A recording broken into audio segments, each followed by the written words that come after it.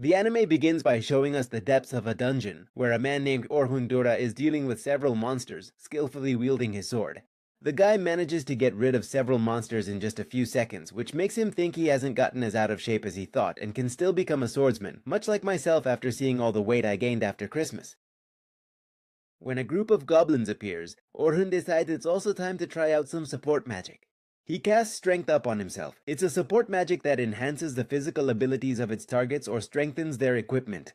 The caster can not only utilize it to bolster his party members, but he can also apply it to himself, thereby allowing him to defeat numerous goblins with great ease.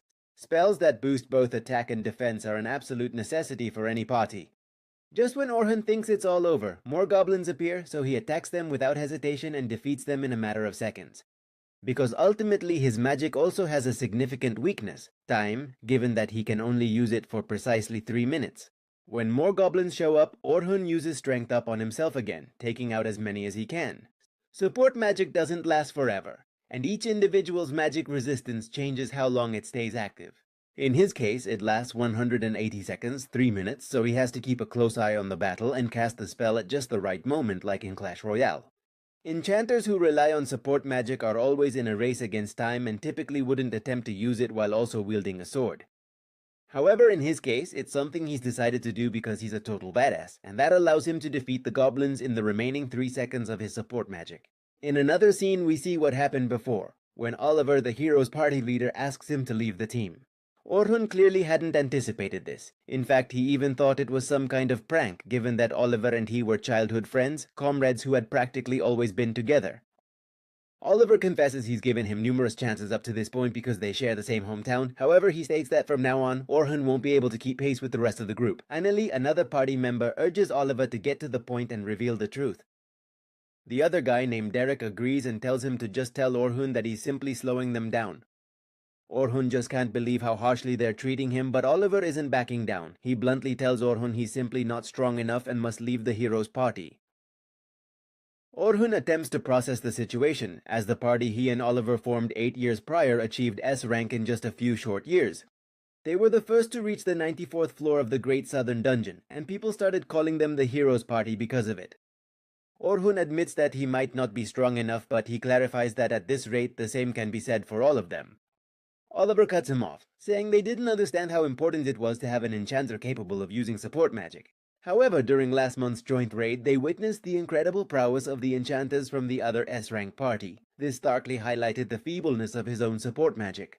Orhun reminds them that he was supposed to be a swordsman and that's why he created his own original magic. Derek immediately shuts him down, saying he only became one because Oliver was better with the sword than he was.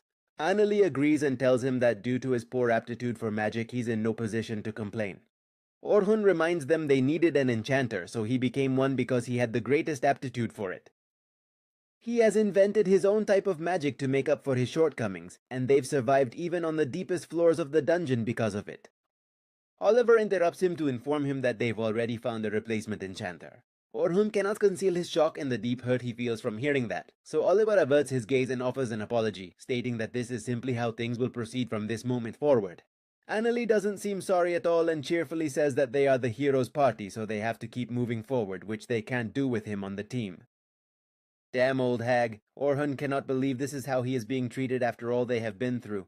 But it's clear there's no longer a place for him in the party, so he just thanks them for everything and leaves.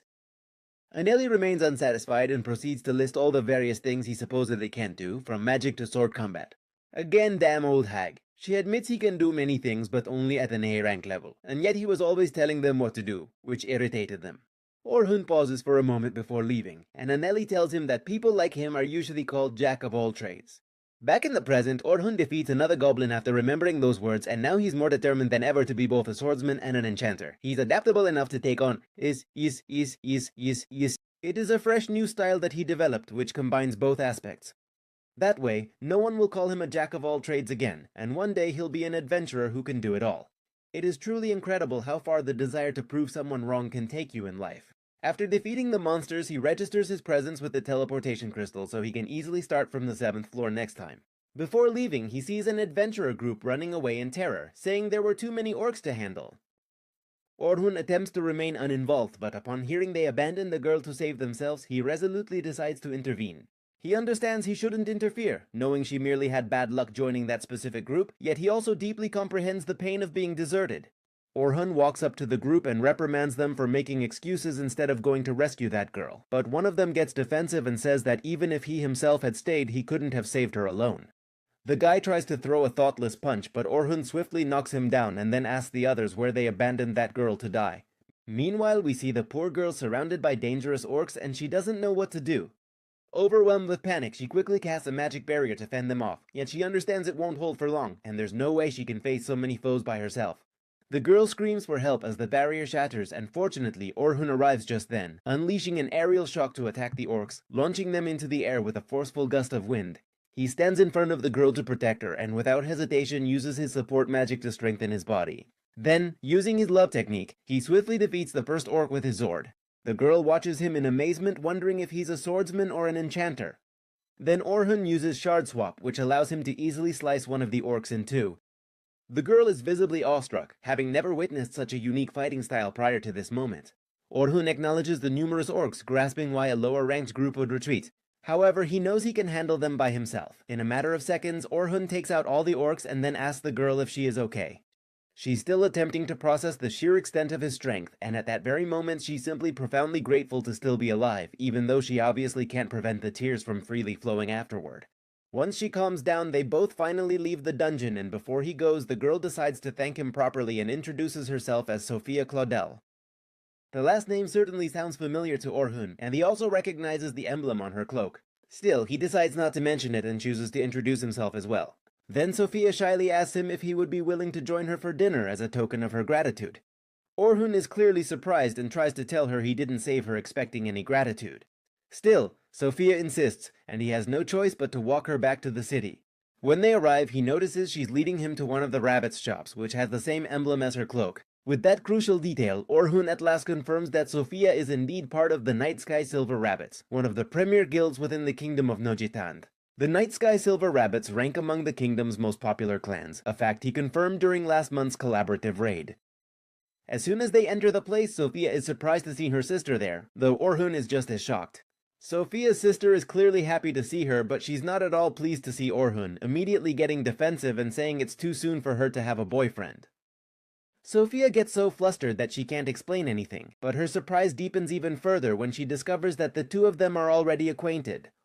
Orhun recognizes her as Selma Claudel, the S-rank group leader of the powerful Night Sky Silver Rabbits, and the most potent enchanter on the continent. She was the one who elevated enchanters to prominence and pioneered the revolutionary idea that different group members should assume distinct roles, attackers to take down enemies, defenders to absorb the blows, and supporters to aid from the rear, forever changing the dynamics of adventurer groups. Splitting the adventurer group into those three roles was her idea, and it forever changed how adventurers think when going into dungeons. The hero's party is no exception, which is why he had to switch from being a swordsman to an enchanter. He also encountered her during last month's raid, leading Oliver and the others to decide to get rid of him. However, he's baffled as to why she's currently upset with him. If anything, it should be the other way around, but Selma makes it very clear when she asks if he's trying to go after her 14-year-old sister. With this, Orhun immediately grasps the situation, realizing it's a clear misunderstanding. He tries to explain that her sister simply invited him to dinner, and his intentions are completely pure, to eat and then go to sleep, nothing more. Despite his earnest attempt to rectify the situation, Selma only became even more enraged, demanding to know if he genuinely believed Sophia wasn't worthy of him. Orhun begins to feel a bit annoyed, as that's not at all what he intended to say. However, Sophia quickly steps in, asking her sister not to be rude to the man who saved her life. Selma's attitude instantly shifts to concern, and she asks if she went into the dungeon alone. Sophia has no choice but to confess, so Selma reminds her that in 2 days they'll be entering the Great Dungeon and that she had asked her to stay put for just 2 days. Orhun now realizes that Sophia ventured into the dungeon without informing her clan, yet as she appears unharmed, Selma chooses not to make a big deal out of it. Now that she knows Orhun saved her sister, Selma thanks him and apologizes for being so rude. Aside from that, she says she hasn't seen him since the raid, and this is their first real talk.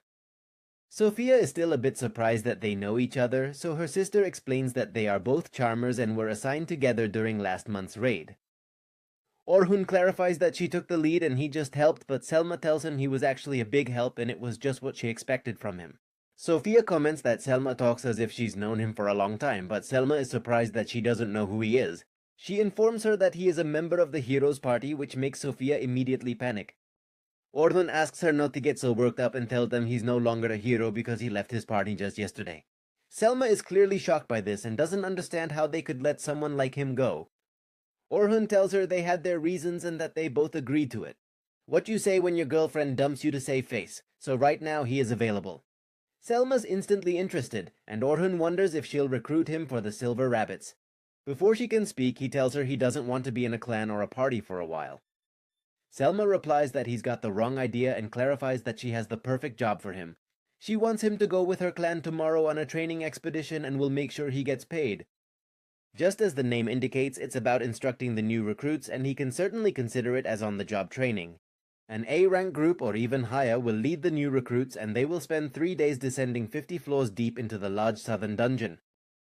Orhun is quite surprised to hear it will only be 3 days, considering even the best adventurers would typically take 6 months to a year.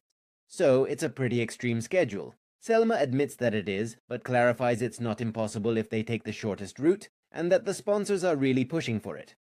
Orhun remarks that the Silver Rabbits are in a difficult spot, but what they're suggesting is so ludicrous they truly should have been able to decline their sponsors' demands. If they're doing it anyway, there must be another reason. Without thinking too hard, Orhun comes to a conclusion. If the new recruits, who couldn't defeat a floor boss on their own, can explore the deepest floors, it will strengthen the clan as a whole. Selma is visibly taken aback that he deduced this with merely a fraction of what she revealed, which in itself suggests to her that his intellect surpasses her initial assessment. Within dungeons, adventurers are required to defeat the floor bosses, which emerge every 10 levels in order to delve deeper into the dungeon. It is quite common for new recruits to get injured or even die during these battles. However, if a seasoned adventurer defeats the boss, they only need to register their progress with the next floor crystal to continue their descent. That's why she wants him to go with them. Orhun mentions it sounds like a very important mission for the Silver Rabbits, so he asks if it's really okay for an outsider like him to participate. Selma kicks his hands without hesitation and tells him that she sincerely respects him. Orhun is once again surprised because he can't believe Selma respects him as a charmer. He thought she didn't even remember him. This clearly makes him happy, but he doesn't understand why, since he was kicked out of the hero's party for being too weak and because his magic was inferior to hers during the raid. He would definitely regret it if he had to go back to being a charmer after what just happened to him, so he rejects her proposal, saying he has other plans. Sophia quickly jumps in and says she'll be going too, so she'd be really happy if he came with her. Orhun's resolve wavers for a moment when he sees her pleading expression, so he tells her he'll think about it. Before leaving, he clarifies that he has retrained as a swordsman, so even though she seems to respect him as a charmer, if he goes, it will be as a swordsman. Selma is clearly surprised by this information and asks him why he did that. Orhun understands her surprise, but he's already made up his mind and it's something he's not willing to give up on. Selma decides to accept it, even if she doesn't fully get it, because deep down she believes that if things get tough, he'll go back to his main role as a charmer. She tells him to be at the Silver Rabbits headquarters the next morning if he decides to go, and with that their conversation ends. Orhun decides to visit an old man who tells him it's been another busy day at his shop. Orhun is deeply pleased to hear he's doing well, and the old man reminds him it's all thanks to him promoting the shop after becoming a high-level adventurer. Orhun's expression saddens at this, and he tells him he's no longer a member of the hero's party, so he can't promote it anymore. After all, now that he's not a hero, no one will listen to anything he says. Yet, the old man says he's grateful, always has been, and always will be, because he's still Orhun, hero or not. Orhun is deeply moved, unable to understand how anyone could be thankful to someone like him. The old man reminds him that he knows what Orhun has accomplished and how hard he has toiled, and therefore he is sure to hear even more words of gratitude directed at him from this moment forward. Those words mean there are people who need him, so he must treasure them every time he hears them. For him, things are just getting started, so he just has to do what he thinks is best, whether he lives for himself or helps others. The old man will stand by his side no matter what. Orhun fights back tears at his words, and all he can do is express his gratitude, for now he truly knows what he must do. The next morning he meets Selma at the Silver Rabbit's headquarters, just as she told him the day before. She is clearly pleased to see him there and asks him to follow her inside right away. As they walk, she comments that he looks much more lively than the day before, so she assumes he feels relieved to have left the hero's party. Orhun smiles back and admits it's something like that, though he doesn't give details, knowing he doesn't need to. Once they finally enter, Vince Briers, who is the esteemed leader of the Night Sky Silver Rabbits, warmly welcomes Orhun, stating that he has already heard a great deal about him. Orhun introduces himself properly and says it's an honor to meet the leader of such a famous clan. Vince clarifies that there's no need to be so stiff, since he's heard Orhun left the heroes' party and they don't need to waste time trying to guess what the other is really thinking. Orhun agrees, stating he'd first appreciate hearing more about this trading expedition, prompting Vince to ask Selma for an explanation. Once they're settled, Selma informs him they'll be going from floor 1 to floor 51 of the Great Dungeon in 3 days. Specifically, they'll be ending day 1 at floor 21, day 2 at floor 36, and so on and so forth.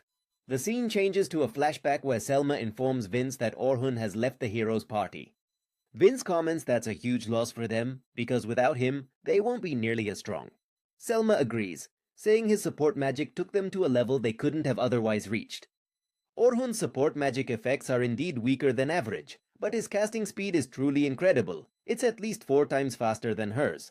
Moreover, he utilizes numerous original spells. His keen ability to analyze situations, accurately predict subsequent actions, and deliver timely magical support equips him with every essential skill an enchanter requires. With his departure, the heroes' party will become much weaker, and now it's more likely the Silver Rabbits will return to the top. Vince mentions he heard about Orhun during their joint raid, but he still finds it quite difficult to truly believe it. Selma tells him that enchanters frequently don't receive the recognition they're due, and despite her fame, she feels people overvalue her, whereas genuinely powerful individuals like Orhun don't stand out. Back in the present, Orhun understands there are basically 10 groups of novices and 5 escorts, including himself and Selma. The novice groups will take turns fighting monsters, and if anything out of the ordinary happens, the escorts will take over. Selma confirms this, and Orhun decides to ask why there are only 5 escorts. After all, if this extreme schedule is genuinely necessary, it would be logical to lessen the risk by having several A-rank parties accompany the novices for support. Selma and Vince exchange looks for a moment, and after a brief hesitation, she explains that their objective is to guide the novices to floor 51. However, a little extra pressure will aid their growth. According to her, this is the perfect opportunity for them to get that experience, but Orhun knows that's not the real reason. Achieving this is incredibly important to them, so there must be another reason, but it seems they won't tell an outsider like him. Orhun decides not to question further, finally agreeing to help. Vince thanks him and says he'll receive 2 gold coins up front and 10 more if the mission is successful. Orhun reluctantly accepts but asks if that isn't a bit excessive since it's equivalent to a whole year of living expenses. Selma tells him they simply value him that much, and with that she ends the conversation. Orhun is a little surprised they value him so highly, but it clearly makes him happy, so he decides he'll do his best. The next day, the clan prepares for the expedition at the entrance to the Great Dungeon. Selma and Zofia greet Orhun as soon as he arrives, and he notices Zofia's outfit is different from the last time he saw her. He assumes it's some kind of uniform for novices but decides to compliment her, saying it looks good on her. This catches Zofia off guard, and Selma's expression immediately turns to horror, noting how flustered and happy her younger sister looks. She starts considering she might have to kill an enchanter. Defensively, she tells Orhun he seems to know how to flatter a lady, so she wants to know if he has a girlfriend or something. Orhun quickly denies it, explaining that some of the heroes' party members were women, so his ease in speaking with girls likely stems from that experience. Selma immediately backs down since they all lived in the same mansion, so what he's saying is surely true. Zofia gets curious and asks where he's living now, so Orhun tells her he's staying at an inn for the time being, though he knows he'll have to find a place soon. Selma panics again and questions Zofia for asking such a question, wanting to know if she plans to go visit him. Zofia quickly denies it, clearly embarrassed, and explains she was just curious. Once Selma manages to compose herself, she asks Orhun why he's standing so far from the rest of the group. Orhun tells her that he's an outsider, so he thought he might make the novices nervous. Selma admits they all look tense right now, so she's going to ask for his help to loosen them up a bit. Without wasting any time, she asks him to follow her and tells Zofia to go find her group. Selma introduces Orhun to the 3 escorts for the expedition and guarantees them that he's strong. Knowing that she is vouching for him, the escorts are sure they can trust Orhun. Orhun gets somewhat nervous and requests Selma not to raise such high expectations about him, yet she simply smiles and advises him against being so modest. Orhun introduces himself as a frontline attacker, and then each of the escorts introduces themselves. The one with black hair introduces himself as Antung and says he's a defender. The blonde one says his name is Bernard, also a defender. And finally, the girl says her name is Kathy and she's a healer. Orhun notes that leaves Selma and himself, an attacker and an enchanter. It's a balanced party, but if he hadn't come, he wonders if they would have made someone else fill the attacker role too. That makes him think there's definitely something strange about all this, though he still hasn't figured out what it is. Selma sees the doubt on his face and for a moment recalls the conversation she had with Vince earlier. He told her he understood how she felt about losing such a powerful ace, but that Orhun is supposed to be an enchanter just like her. She couldn't allow him to be part of the main team, and she was already aware of that. Selma can't help but feel they haven't moved a single step forward since last year. They're still stuck in a rut and can't reclaim what they lost. That's why she turned to Orhun for help, but he volunteered himself as a swordsman. If he can't perform as a frontline attacker, then things certainly won't turn out the way she had expected. Orhun notices Selma's concern for a moment, but she quickly returns to normal and tells everyone they have 3 days of hard work ahead of them. She then takes Orhun to greet the rookies and decides to give a speech before the expedition. Selma tells all the rookies that today, they begin their descent to the 51st floor of the Grand Dungeon. Everyone looks incredibly tense, so she inquires if they are afraid of venturing into the Grand Dungeon's intermediate floors this early. Not waiting for a reply, she assures them not to worry as she's brought powerful backup just in case. Then Selma introduces Orhun, explaining that he's made it all the way to the 94th floor, a depth even they haven't reached yet. The sudden introduction truly caught Orhun off guard, and all the rookies begin murmuring about him, clearly impressed. Selma informs them that to truly become dungeon explorers, they need to get acquainted with him, as he was once a member of the esteemed Heroes Party and possesses unparalleled knowledge of the Grand Dungeon. All the rookies are immediately blown away by that information, and it gets them even more excited. Meanwhile, Orhun turned completely pale, as he didn't expect Selma to expose him like that. Still, Selma doesn't regret it, because now all the rookies are excited to head into the dungeon. She instructs everyone to remain on standby until it's time to proceed, and then she goes to perform the final checks with the other escorts. When he can finally speak, Orhun tells Selma she got a bit carried away during her speech. Selma doesn't think so, since he really did reach the 94th floor, and he can't deny it. She clarifies that a key part of her role is ensuring their relaxation so they can fully concentrate on the dungeon. Orhun has no way to argue with that, but he's still not comfortable with the situation. He only used the hero title to help the old man's shop, so he hopes this doesn't end up causing him trouble. Putting that aside, Selma tells him she wants him to escort Group 10, as they are her most promising rookies. If they can learn to work as a team, they can easily reach the intermediate floors, so she hopes he can help them with that. Orhun accepts the task, though he's not sure if she should be entrusting her star rookies to an outsider like him. When Orhun meets the members of Group 10, he notices Sophia is one of them and that there are only 3 rookies in total. This is clearly strange, so he even asks if someone is running late, but they tell him this is everyone.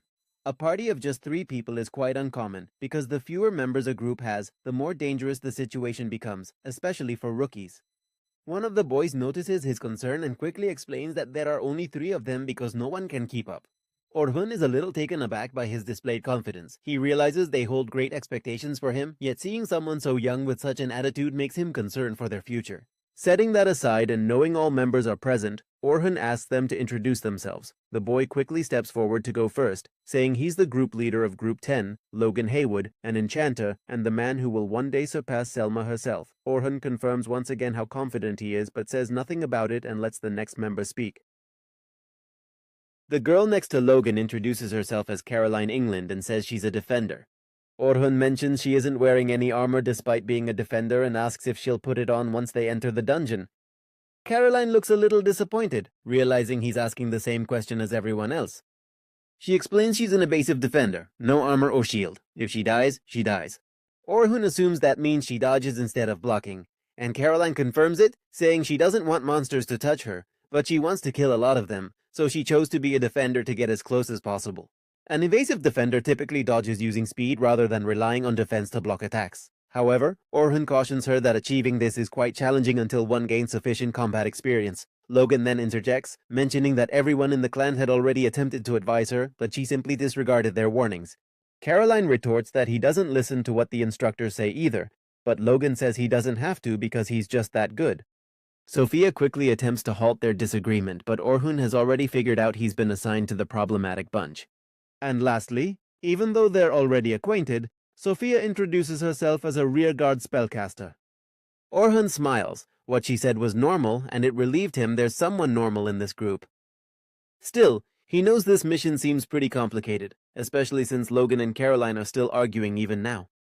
When the time finally comes, they begin their descent into the dungeon, and even though they were making such a racket outside, they fall completely silent the moment they step inside.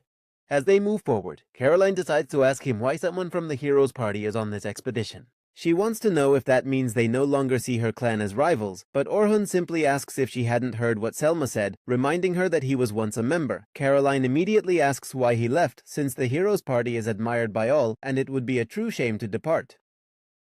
Orhun is starting to get a little tired because she won't drop the subject, though she doesn't seem to mean any harm. But he just can't deal with people like that. And to his misfortune, Caroline presses even harder, continuing to grill him about it. Orhun tells her that's none of her business, so Caroline changes the subject and asks him if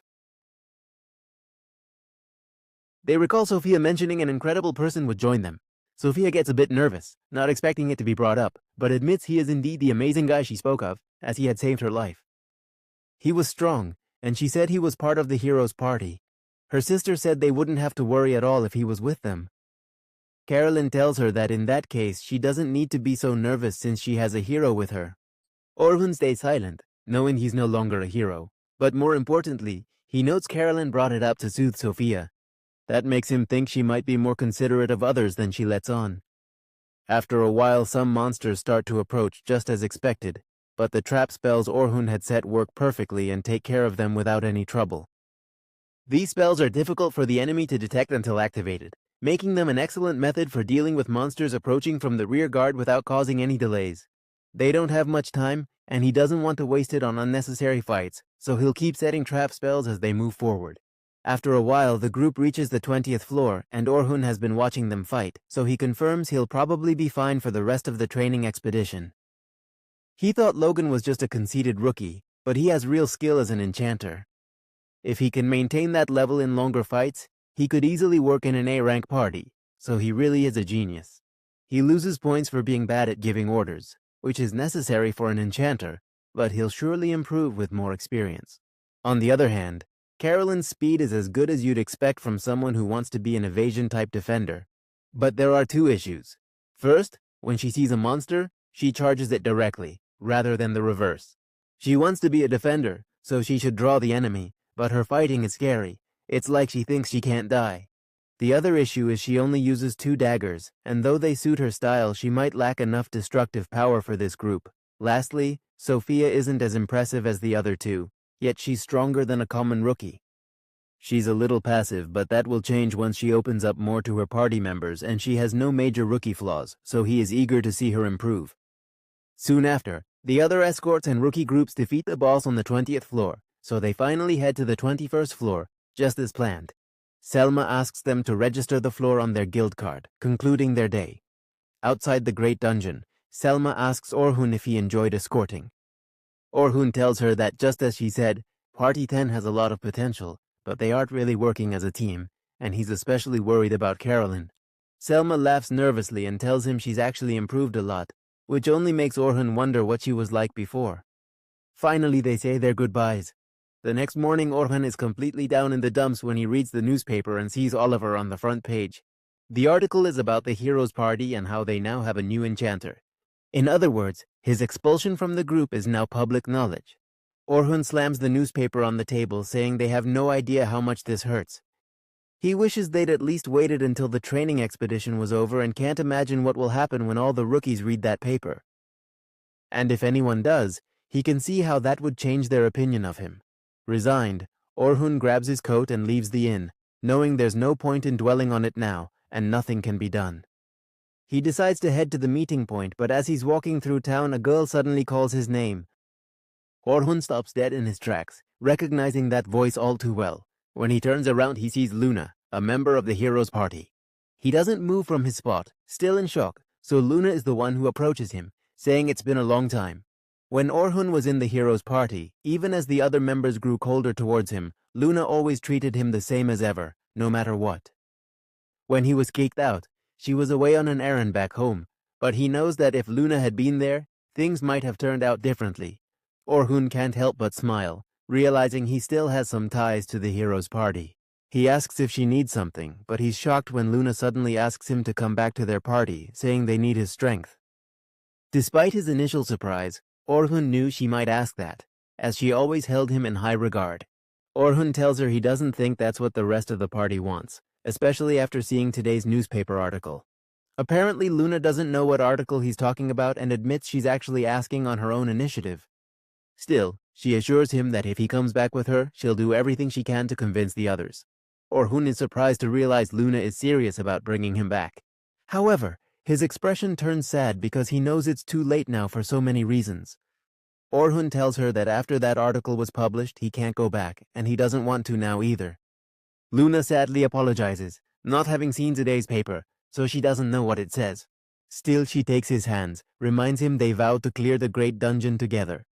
That statement visibly angers Orhun, who sharply pulls his hand away and reminds her they made that promise with Oliver, and it was Oliver who kicked him out, so that's never going to happen now. Luna's speechless, but before she can speak, Orhun apologizes and leaves without another word, leaving her alone. Deep down, Orhun longed for the three of them to stay as they always had been, to fulfill the promise they made as children, but there's no going back now, and no place for him there.